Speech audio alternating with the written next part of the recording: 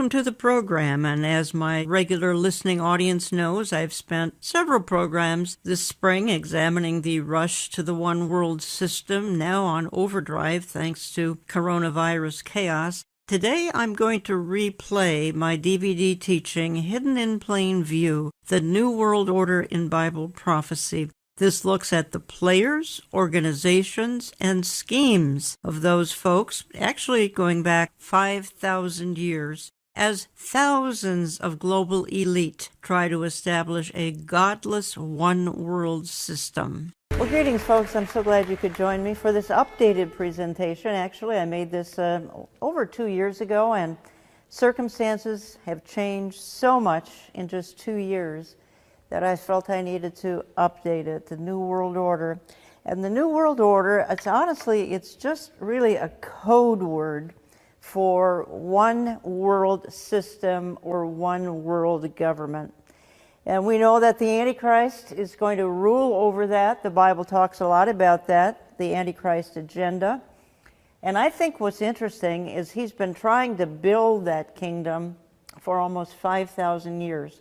Now, we'll look at some of the elements involved in the building of that kingdom.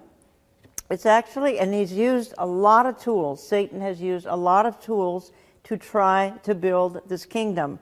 Just a few. He's used secret societies. I'm going to reference some of them in this presentation. He's used communism. He's used socialism. He's used the dozens of organizations, such as the United Nations. We can't even get into them all. There are so many. He's used international banking, and I'll reference several of the banking institutions. He's used the open borders crowd to try to further his agenda. He has used Christian front groups to try to further this globalist one world agenda. He's used the media. He's used education outfits, and he's used kind of a new term, the deep state. These are just some of the tools of Satan that I call exactly that, some of the vehicles that he has used to implement his New World Order, one world system. There are two things in the way, hugely in the way. One is obviously America, and the other would be Christianity. And that is why there is such a war on both. So just another couple of comments here before I move on, because man always promises peace and prosperity, such as what's supposedly in this New World Order, one world system. He can never produce it. Mankind always has wanted relief from pain, whatever's going on in society.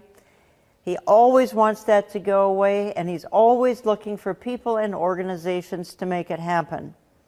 And that's why the idea of a one world government, in other words, if you have a one world government, won't all poverty go away? Won't everyone be paid the same amount of money? Everyone will be equal. It sounds wonderful. Of course, it won't work, but Satan makes it sound like it will work. Only God can make it be successful, because mankind's heart is way too dark to make this work. Now, I got very interested in this globalism and the one world, new world order system, I think for a long time, but particularly during the 2016 U.S. election. Because there we had the ultimate in globalist, in Hillary Clinton versus nationalist Donald Trump. And Donald Trump has said on numerous occasions, he said, we will no longer, speaking for himself, we will no longer surrender this country or its people to the false song of globalism. So that threw a terrible monkey wrench into the plans of the globalists, because he meant what he said. And his opponent, Arch Global, how much more of a globalist than Clinton Global Initiative? So we had these two clashing during that run-up, and starting in 2015 and 2016, and culminating in the victory of a nationalist over an arch globalist, which I think was absolutely fascinating. As Donald Trump always says, I am looking out for Pittsburgh, not Paris. In other words, he's focusing on American issues rather than global issues, and Prime Minister Netanyahu really pretty much the same philosophy. Now, because of this, the globalist community, and here out of Breitbart, New York Times columnist, happens to be Thomas Friedman, pleads with globalist billionaires to save the nation from Donald Trump.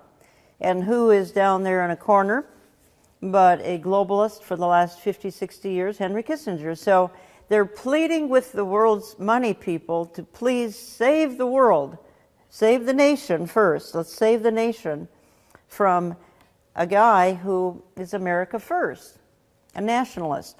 Okay, let me just clarify here, because on the one hand, we're told what globalism is, and then on the other hand, what it really is. We're told that globalism is just a nice, all cultures learning how to live together and appreciating one another. What could possibly be wrong with a philosophy like that? But what globalism really is, truly, it's men meeting in dark, smoke-filled rooms, plotting, scheming to make the world one, a one-world system. So it's very nefarious. And as we move through this presentation, I'm going to have to actually sort of apologize, because the people and the players are very dark. They're very dark. Do they know they're preparing a world for Mr. Antichrist? I don't know. Some may, but some may not. Now I'm going back to sort of where it began, and that would be, it began back in Babylon, and that was a huge act of rebellion and pride back in Babylon, Tower of Babel. They became their own god, and what did God do? He shut it down. He said, this isn't a great idea, guys, and he scattered them around the world. He confused the languages, and these same seeds of destruction are built into every effort for a new world order ever since. The seeds of destruction are built right into it, because it's not God's idea. Nimrod was the first globalist, and I want to spend just a moment on this, because this is a sort of an artist's rendition of that Tower of Babel in Nimrod's time. But this is actually a sort of a promotion piece promoting travel to Europe. Europe, many tongues, one voice. And you can see a crane there, so Europe is still being built up. And this is artwork from a Peter Bruegel painting I'm going to show you in a minute. But those stars above this are all pentagrams. Those are actually satanic stars. So right away, whether or not the Chamber of Commerce here knows they're promoting it this way, I have no idea. And then we get to the actual picture here of Peter Bruegel's painting, goes back to the 1500s, again, mimicking the Tower of Babel. Because mankind has, even though God said, enough with you, I'm going to scatter you, there's a horrible idea you've just had. People want to maintain this idea. So this picture was painted in the 1500s, and then we come up to modern times, and next to it, the EU Parliament building in Strasbourg is based on that painting of Peter Bruegel from the 1500s. So they're trying to keep the idea of Babylon alive, even though it was a terribly failed concept, let's put it that way. Now, Europe. Let's spend just a moment on Europe. I believe the Antichrist is coming out of Europe, eventually. He may be there as we speak, very likely is. But Europe on the brink of collapse. The empire's European castle of vassals is crumbling right in front of our eyes. It's true. Europe is crumbling. Part of it is the immigration system hasn't worked here in the last 10 years or so, but Europe is reeling. A recent Time magazine, The Unraveling of Europe. I think this is very significant. Europe it's being readied for the Antichrist. How nationalists are joining together to tear Europe apart. Okay, so Polish experts, Europe is at the end of its existence. Western Europe is practically dead. And it's true for various reasons. I think one of the biggest reasons, Europe threw God out 60 years ago. And when you throw God out, there are terrible consequences. So it is on the verge of being absolutely almost shut down. So what the globalists did in 2017, they got a hold of a young man. His name is Emmanuel Macron, president of France. And he won his election in 2017. And I believe he's the pick of the globalists to bring Europe sort of back together. The globalist empire strikes back with Emmanuel Macron. Very, very interesting fellow. Even the Gateway pundit says his impact on the world could be massive. They have him walking on water. So just exactly what his role in that magazine asks, if he's Europe's savior. So we have Europe in turmoil. They put forth a savior, Emmanuel Macron. I believe the Antichrist comes out of Europe, not saying it's Emmanuel Macron. He certainly is a forerunner at the very least. And whether or not he's the actual Antichrist, I doubt it highly, but you never know. So let me just read the primary couple of verses from the book of Revelation that talks about the coming one world system. Revelation chapter 13 and verse 6, it opened its mouth, that's the beast, to utter blasphemies against God, blaspheming his name and his dwelling, that is, those who dwell in heaven. Also it was allowed to make war on the saints and to conquer them, and authority was given it over every tribe and people and language and nation, and all who dwell on the earth will worship it. So all tribes, all people, all languages, all nations are worshiping the beast who has a rule over the entire planet. And the war against the saints are the saints, people who come to faith during the tribulation, because the church is gone, absent during the tribulation. But this is where this global government is spelled out most clearly in just these couple of verses. You find it in the book of Daniel as well. You find it in other parts of Revelation, particularly chapter 17. I'm going to take you quickly through kind of a history lesson as to some of the organizations that have played into the global scheme. And I could start going all the way back to Knights Templar. We're going to move up quickly, though, to the 1700s to modern time, just in the interest of time. And I'm starting with the Freemasons. They're a very dark organization, a very dark group. And they were globalists, and they remain globalists. They're one-worlders. And we move up into the next century, and we have the Rosicrucians. And their purpose was to bring together a one-world system. And we keep moving up into the 1700s. We have the banking families starting in about the 1700s.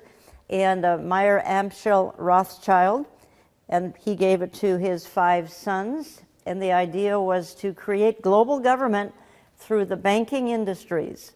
And that is going on until this day, believe me.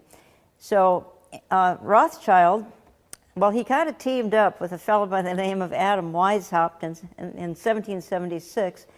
These two empires sort of conspired, if I dare use that word, and they thought, well, can we take over the world, make it one? That was their hope, that was their goal.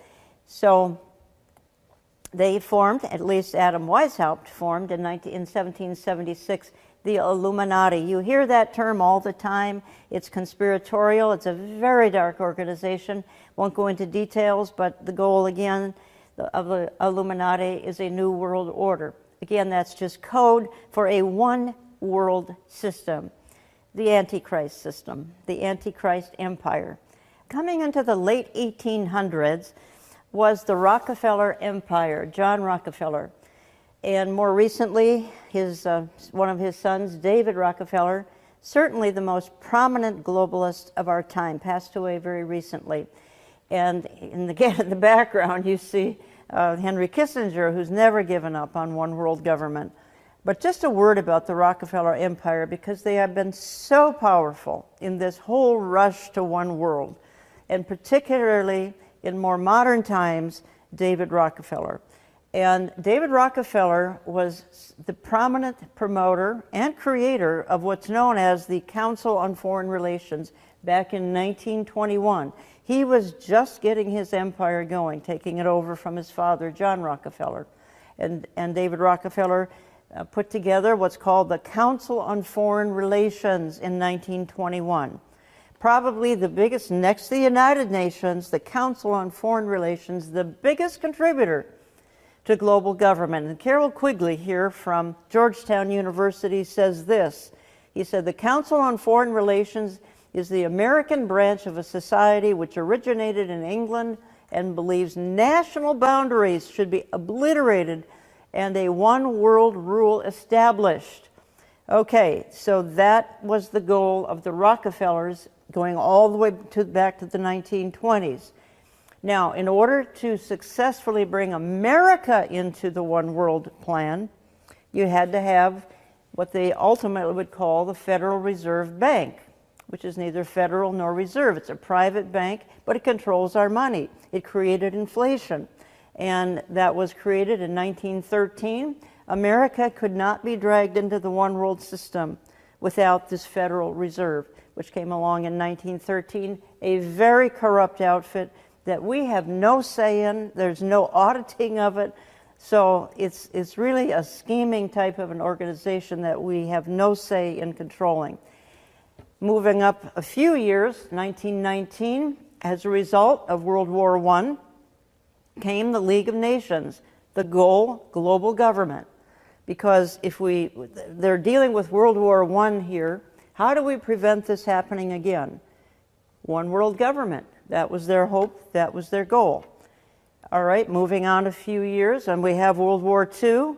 At the end of World War II, the United Nations comes along in 1945, because we can never have another war like World War II, can we? How will the world survive? This organization comes along with the idea, no more war, no more poverty, nothing. The United Nations will fix everything. Now, I just want to throw in a few more comments about we could spend hours on the UN, we're not. But I want to mention some offshoots that have come along more recently. And that would be, and again, these are all efforts on the part of globalism, one world. Agenda 2030 came along September of 2015. The UN launches a new universal agenda for humanity. It will end global poverty. Again, see, the idea of one world is we get rid of all problems. We have one ruler, we have one central government, all the world's problems go away.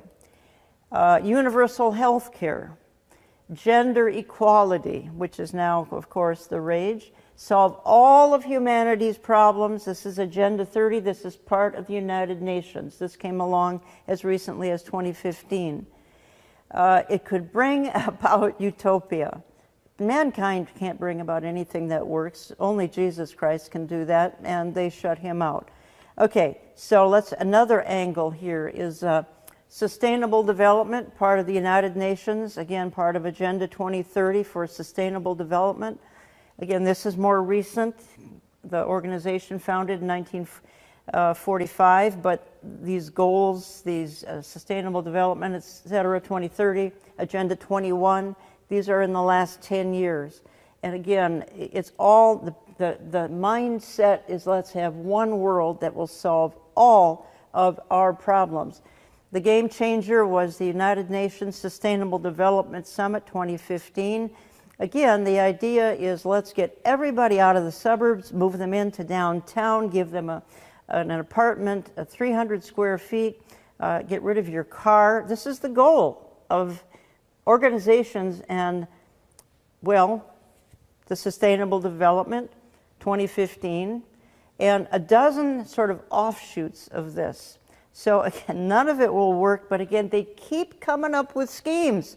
They keep coming up with ideas that will fix the earth and make it absolutely perfect. Okay, we're going through some organizations that have been trying to create one world. The Bilderbergs came along in 1954, and the European Union was birthed out of the Bilderberg, and their goal was global government. They're open about it still. They meet to this day. They want one world system. They want the Antichrist system. In 1968, the Club of Rome came along. It divided the world into 10 regions. Now, the world of prophecy got excited because they thought, well, is this perhaps the 10 kingdoms talked about in the book of Daniel? I don't think so, but nonetheless, the Club of Rome came along in 1968. Their hope and goal was that the world could be one government, one ruler. All of this, and it goes back to Babylon. Remember, they've been trying for 5,000 years, and they come up with one scheme after another. And, of course, none of them will work. In 1973, Trilateral Commission, we have David Rockefeller back in the picture again, not that he ever left. And Zbigniew Brzezinski, they came up with this trilateral, that is cooperation between North America, Western Europe, and Japan. But the goal is one world. One world, single government. With David Rockefeller involved, why would it not be all about one world? So again, they never give up. They keep trying. Now, just a good word here about Representative Larry McDonald. Back in the 1970s, he kind of got wind of all of this, and he began to realize there really was a conspiracy. It's a legitimate word here. There really was a conspiracy. And he came out and he said this. He said, the drive of the Rockefellers and their allies is to create a one-world government combining super-capitalism and communism under the same tent, all under their control. Do I mean conspiracy? Yes, I do. And I'm convinced there is such a plot, international in scope, generations old in planning, and incredibly evil in intent. This man nailed it. And in 1983, his plane was literally shot out of the sky, killed hundreds of other passengers, and his wife said he was going to, within days, reveal this kind of a globalist scheme.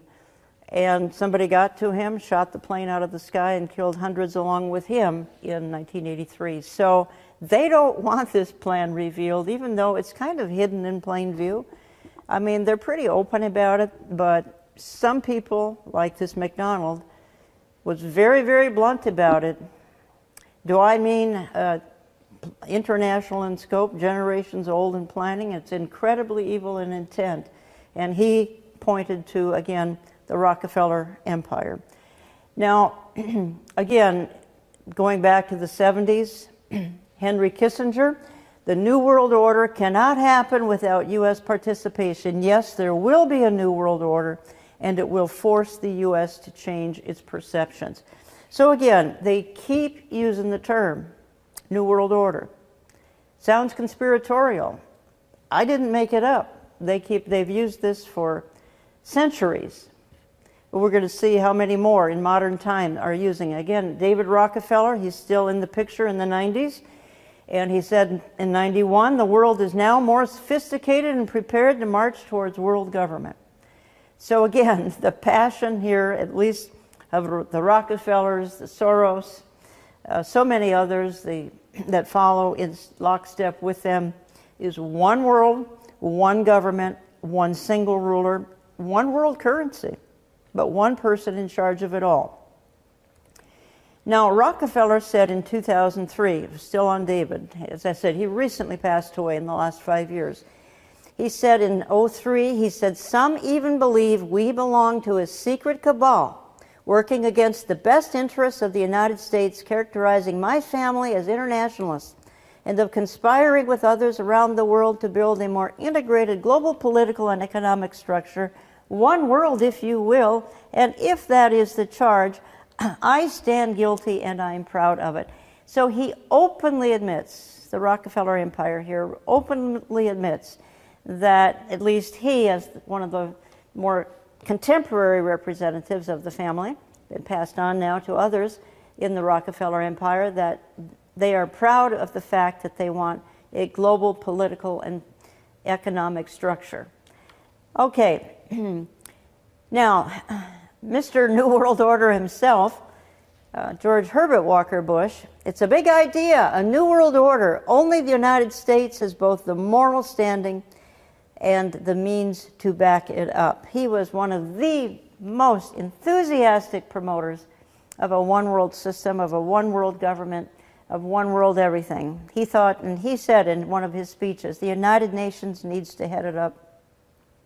And he went on to say that with the UN in charge, we're going to have heaven on earth. Basically, that was the sort of the mantra of George Herbert Walker Bush, one of the arch globalists of modern time for sure. Now, in a message like this, I can't leave out the Vatican because it plays such a huge role. And Pope Francis, he calls for a new global political authority to save humanity. It's always, you know, the sky is falling and some kind of tragedy is going to happen, and I'm going to show you how they're going to use the environmental movement in just a minute. But Pope Francis has been one of the most vocal, calling for, in order to save humanity, we have to have this one world government, this new world order system. Pope Francis calls for one world government, attacks border walls and national sovereignty. He's the globalist. He really is.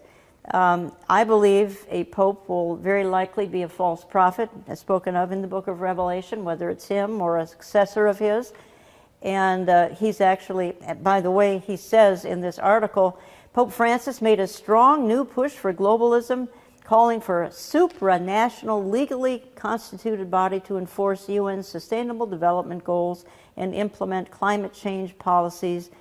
And he goes on to say that when a supranatural common good is clearly identified, there is a need for a special legally constituted authority capable of facilitating the implementation.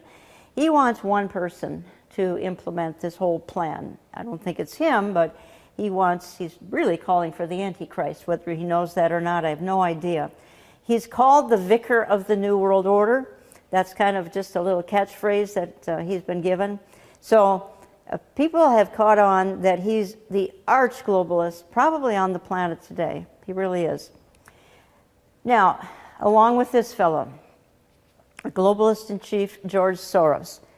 And he says the main obstacle to a stable and to a just world order is the United States.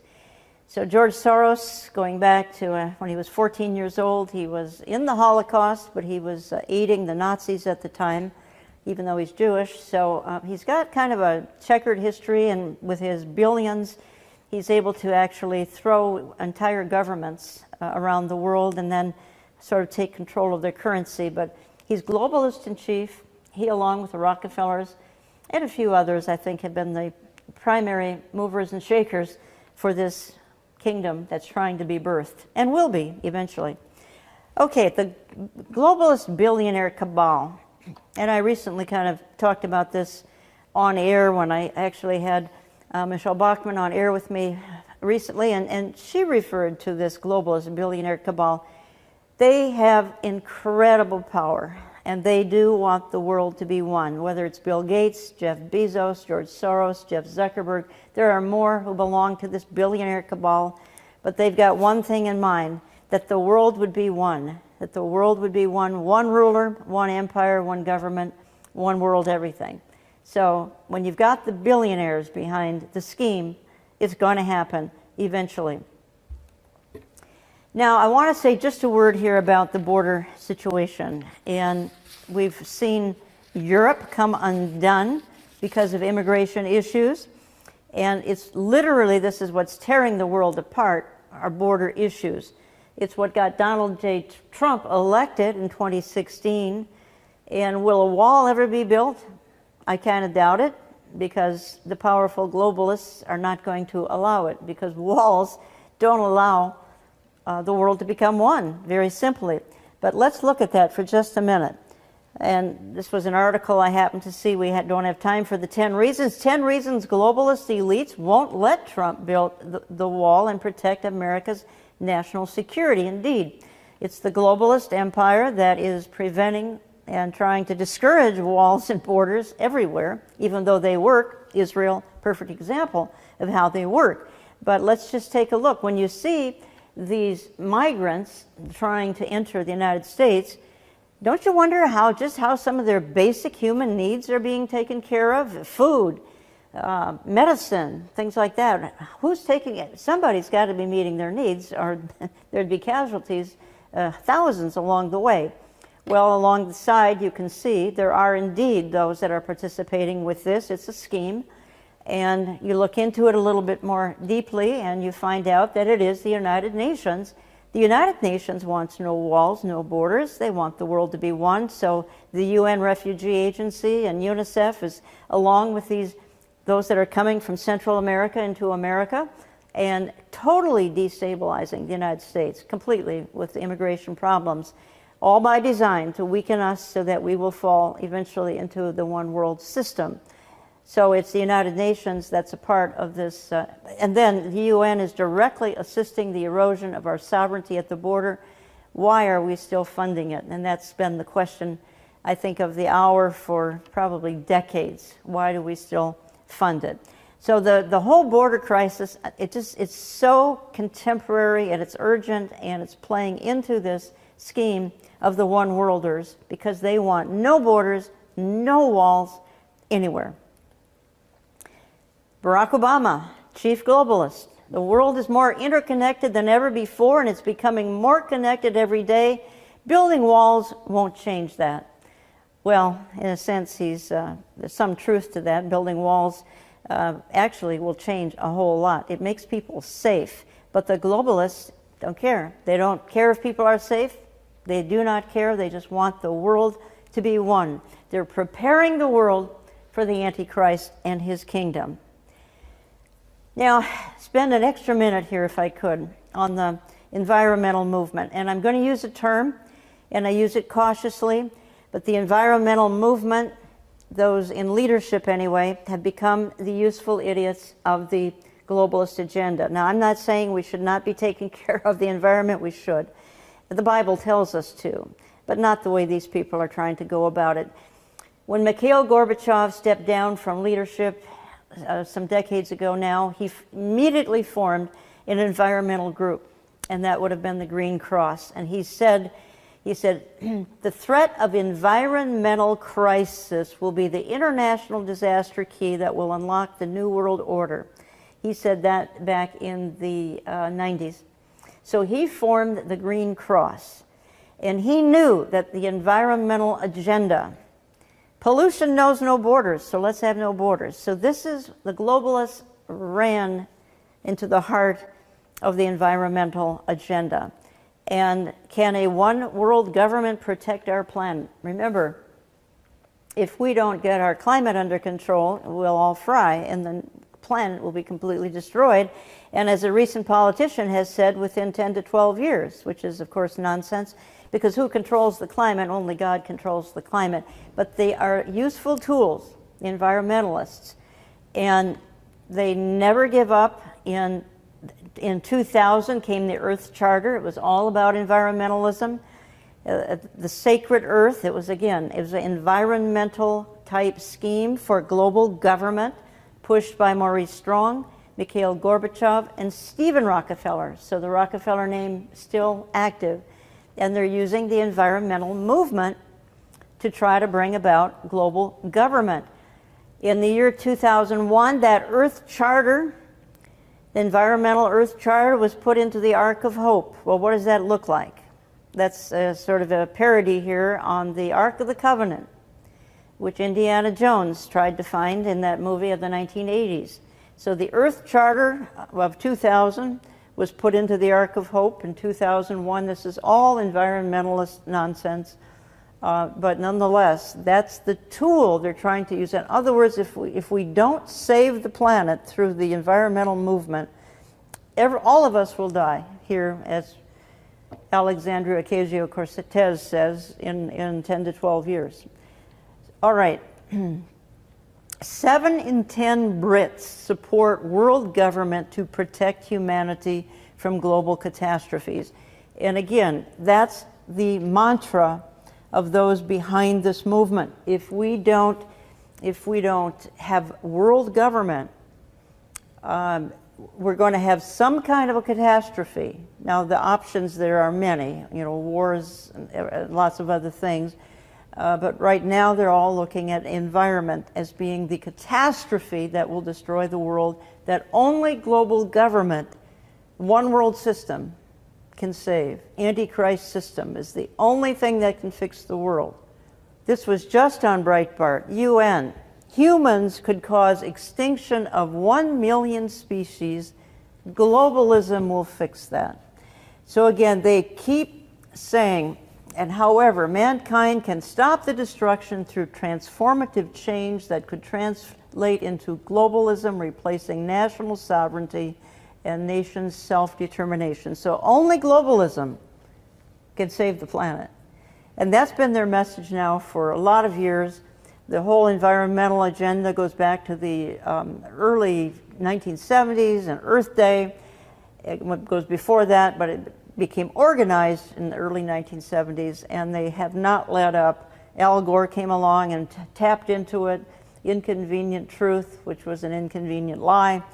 So that's how, well, so then they have the Paris climate meeting back in 2016, summer of 2016, and Donald Trump pulls out of the Paris climate agreement, and that's when he said to the whole world, when he pulled out of this climate agreement, he said, I have to look out for Pittsburgh and not Paris. In other words, I'm a nationalist, folks.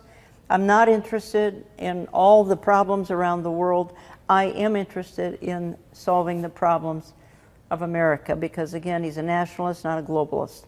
Again, a terrible monkey wrench thrown into the plans of the globalists, the one-worlders, Donald Trump. All right.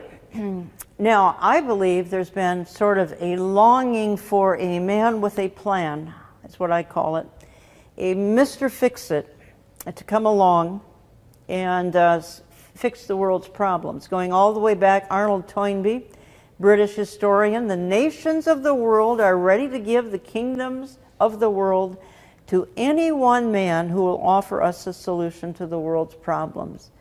Any one man. Well, there's one man on the horizon. We don't know his name.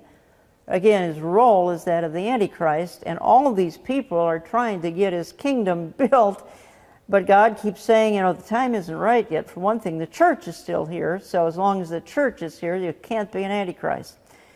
Another, Paul Henry Spaak, going back to 1957, NATO. What we want is a man of sufficient stature to hold the alliance of all people and to lift us out of the economic morass into which we are sinking. Now listen, send us such a man, and be he God or devil, we'll receive him. All the way back to the 1950s. And before that, Arnold Toynbee, way before that, saying we need a man. We need one man. That's all we need if he's got the solution to the problems. That's all we need is one man. Be he God or devil, and they will. The world will receive him. Once the church is gone, the world receives the Antichrist, who then implements this one world agenda, but not until the church is gone. Now, I want to spend just a moment. This happened the summer of 2016. I want to spend an extra minute on it. It is so significant what happened in Europe in 2016. And it was the dedication of the Gothard base tunnel. It was a ceremony. It was an 8-hour ceremony. And what makes it significant is it was a globalist ceremony. It was linking of a tunnel that went from various countries. I'll show you a map. And featured Baphomet. Baphomet is the symbol of Satan. This was an 8-hour globalist ceremony, but it was also satanic. Again, I said at the beginning, these people are very dark. They're serving the Antichrist kingdom. They would have to be dark. This was an 8-hour sort of a choreographed program that was available on YouTube. I watched all of it. It was shocking. It was stunning. This was the tunnel that went under a mountain. It was a 35-mile underground train that connected various countries. So 8 hours of choreographed nonsense, but when you really studied it, it was a celebration of Satan. Now, okay, you say, so what? I mean, that's going on all the time. Yes, but at this ceremony were many European leaders, some of them right here. They were at the ceremony. They were cheering it on. They loved it. I don't know if they understood what they were watching because it was so bizarre. But when you have a Baphomet marching around the whole ceremony, which is a symbol of Satan, I would think you figure out this is a very dark ceremony, and yet you've got world leaders who were celebrating because, again, these European leaders feel that no matter what is however it comes about, doesn't matter. If Baphomet brings it about, that's fine. We got to have one world. And so they participated in an 8-hour sort of choreographed sort of a drama that took all day long, all of it on YouTube. And it was just shocking because it was so dark. But the world leaders loved it. They celebrated it. And part of the ceremony, this is the only picture I could find, it's very dark, was the celebrating of a slain lamb. They were celebrating the death of Jesus Christ because he's the one who comes against this kind of darkness. So somebody grabbed a picture of that woman carrying a slain lamb and not the way Christians would look at the Lamb of God who was slain for the sins of the world. They are celebrating the fact that these dark forces are trying to take over and triumph over the slain lamb. Again, this was an 8-hour ceremony. It was all about global government. It was all about one world. And the significance is European leaders there cheering it on, cheering it on.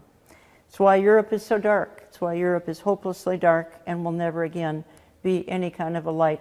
Now, in our schools, brainwashing the kids, creating global thinkers for a global world, handed out in schools here very recently. This one dated 2018 and 2019. So again, let's educate the kids, let's get them thinking like this, let's get them thinking about the good things involved when it comes to one world, a single ruler, etc. I want to spend just an extra minute. Some of you who are following contemporary music, secular, would know of Celine Dion, very famous singer out of Canada. And Celine is a New World Order gal, and she's come up with a clothing line. She didn't design it. A couple of Israeli women designed the clothing line. She's promoting it, her New World Order clothing line. And she's got, this is, you can see infants and toddlers here are the sort of the goal of bringing into the New World Order infants and toddlers, go figure. But to get them young with gender-neutral kids' clothing. Again, very dark, and just a few more pictures to show you her intent.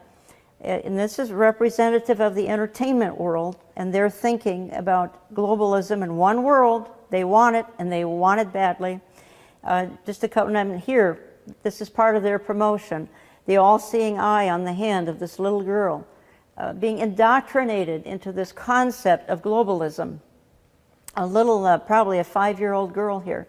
And then if you go to Celine's website about this clothing line, it's new, and this is what you look at. Now, why would this be the home page of a website featuring children's clothing?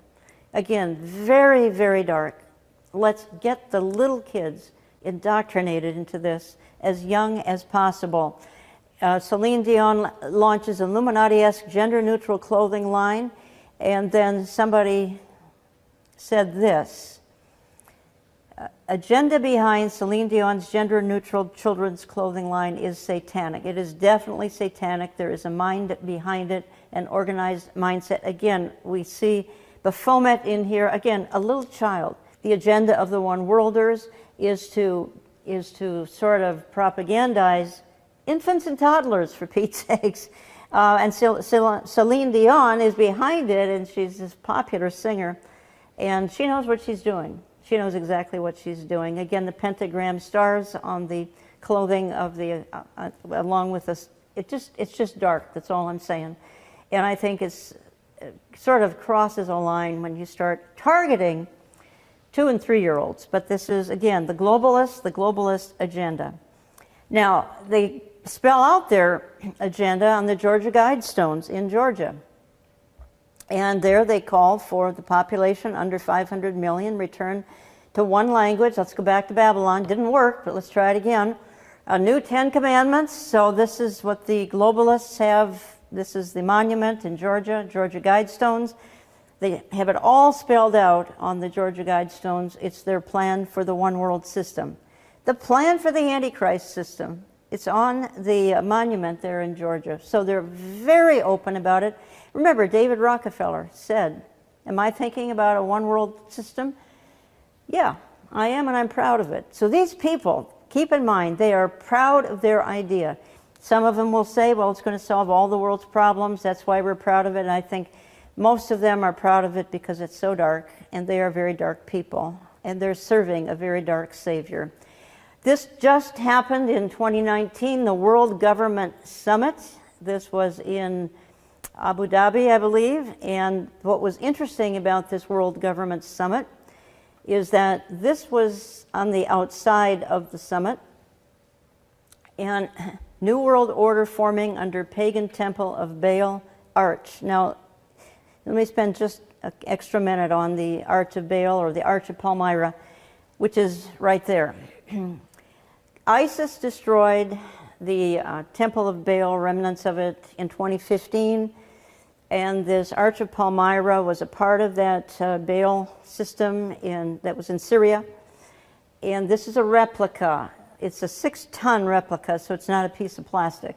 So this replica of the Arch of Baal, which was total paganism and totally dark, that replica has gone all around the world. It was in New York, it was in Washington, D.C. in 2018, and it was right outside where they were meeting for world government in 2019, the Arch of Baal, the New World Order forming under pagan temple of Baal Arch.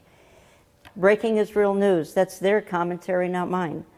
So again, on the mind of, even in the Arab world, now maybe they think their Mahdi is going to be in charge of it, but this was in the Arab world, and it was a kind of a globalist convention back in early 2019. Okay, bringing it up to, again, some of the newer members of Congress. We all are hearing about the Green New Deal, which is a globalist plan to destroy American sovereignty. It's a radical globalist plan that would frankly destroy society. It's nothing new. It's not a Green New Deal.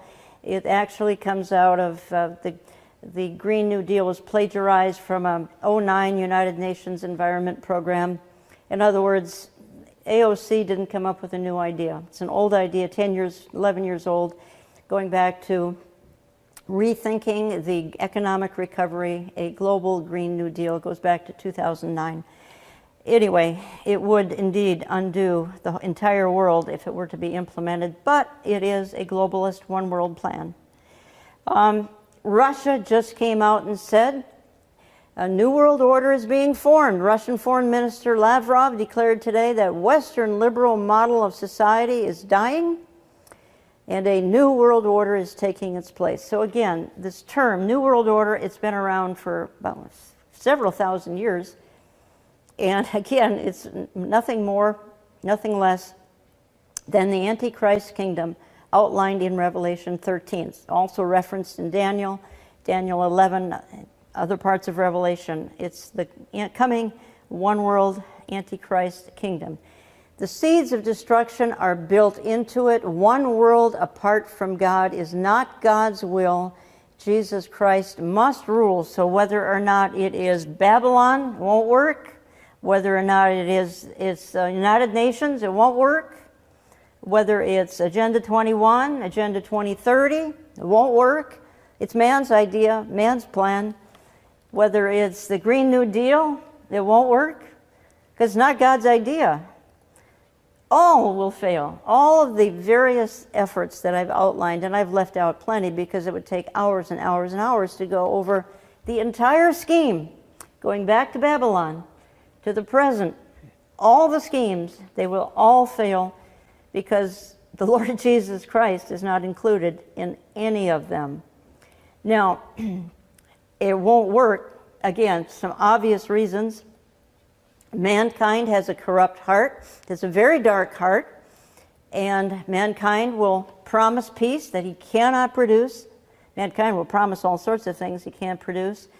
And evil people are the architects. And I think that's what I warned you of from the very beginning of this presentation, is that very dark and very evil people are trying to implement all of this. And because of that, there's no way it's ever going to work. It's just simply not going to work. But nonetheless, here's some of the ways they're trying to implement the government, the one world government, the new world order. Socialized medicine, you have to have it. And I think America will get that eventually. Gun control, these are the things you've got to have for global government. Big government, obviously. High taxes. Population reduction. Georgia Guidestones said reduce the population from X number billion, 7 billion, to 500 million. Well, who lives and who dies? It's up to the globalists. The plan includes immigration, cheap labor, open borders. Again, the open border crowd is huge in this scheme. Affordable housing for all. You'll hear that being talked about at all times.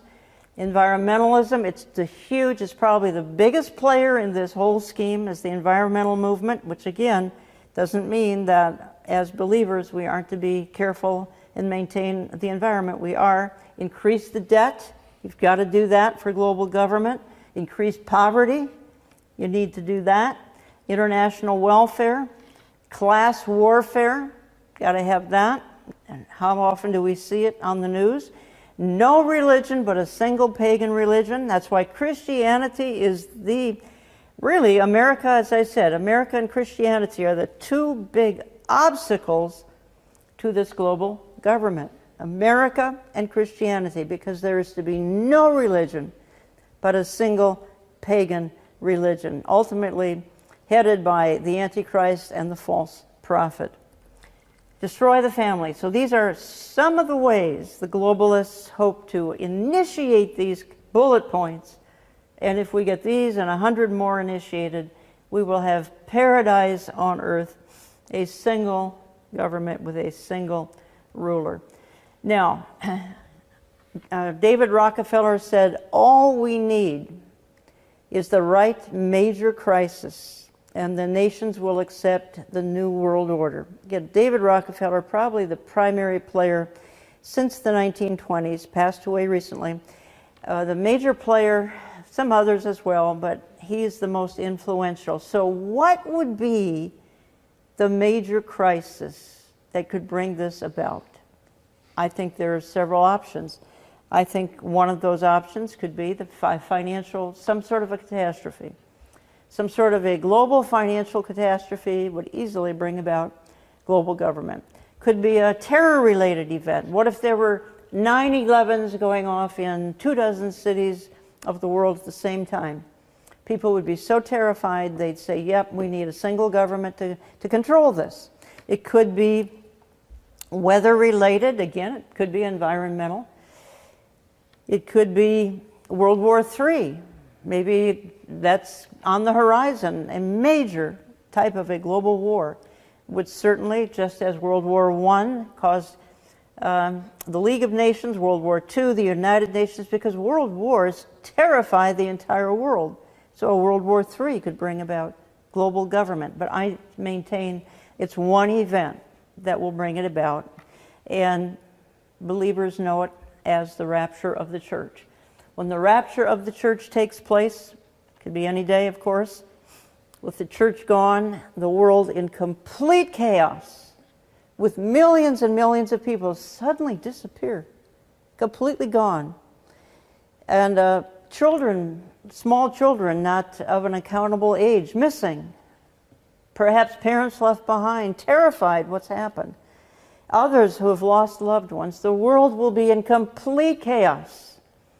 And they will say, we need a savior. We need someone to have order out of this chaos that has just happened. Besides, they may not know what happened.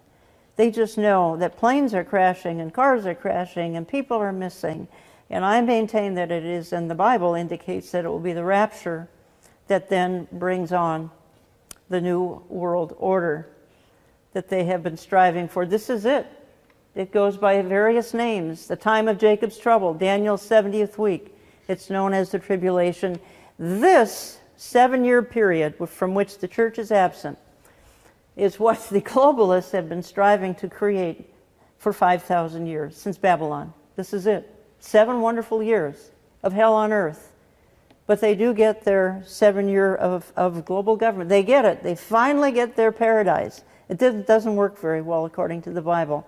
As a matter of fact, people will be praying that mountains fall on them to kill them. It will be so horrific, which is why God spares the church from this ordeal. But this is the globalist utopia. This is what evil mankind has produced. After 5,000 years of trying every organization, even children's clothing, for Pete's sake, all of this, trying to implement a global system. And this is all they can come up with, because God's been left out. Jesus Christ is left out. And because he's left out, this is all they can come up with. It's known as the tribulation, or the time of Jacob's trouble. Daniel's 70th week is the globalist utopia. Let's look at just a couple of Bible verses here as we close. Why do the nations rage and the peoples plot in vain? The kings of the earth set themselves, and the rulers take counsel together against his anointed, saying, let us burst their bonds apart and cast away their cords from us. Here's the key. He who sits in the heavens laughs. The Lord holds them in derision. God is in the heavens laughing at these fools that we've just looked at. He holds them in derision. Then he will speak to them in his wrath and terrify them in his fury, saying, as for me, I have set my king on Zion, my holy hill.